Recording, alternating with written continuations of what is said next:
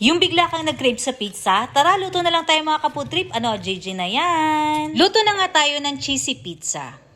Let's start! Kailangan lang natin ng 2 tortilla wrap. Pagkatapos, lagyan na natin to ng pizza sauce. Spread lang natin to mabuti at pwede na natin ilagay ang ating cheddar cheese at mozzarella cheese. Mas maraming cheese, syempre, mas masarap. Naglalagay din pala ako ng pineapple tidbits mga ka-food trip, pampabalance siya ng plasa. Promise, try nyo.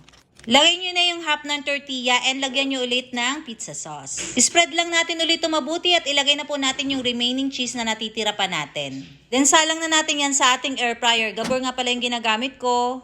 Everyday, hindi pwedeng hindi ako gagamit itong Gabor air fryer. Napakalaking tulong sa buhay ko. Lutuin natin to for 5 minutes. At tada! May instant pizza na tayo. Syempre, ang pinakamasarap ay ang tikiman time. Taste test na natin to mga ka-food trip. Kain po tayo!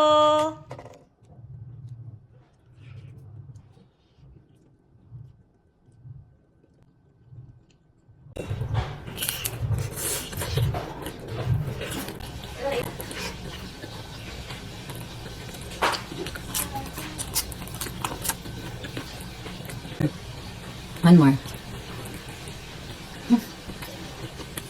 Sarap no? Balance gawa nung pineapple. Tapos yung cheese.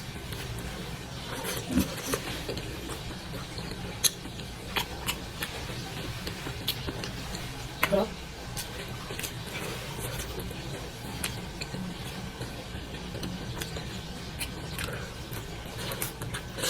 Try nyo na tong recipe na to mga ka-food trip. Talaga namang masasarapan kayo. At kung wala pa kayong Gabor air fryer, aba bakit order na?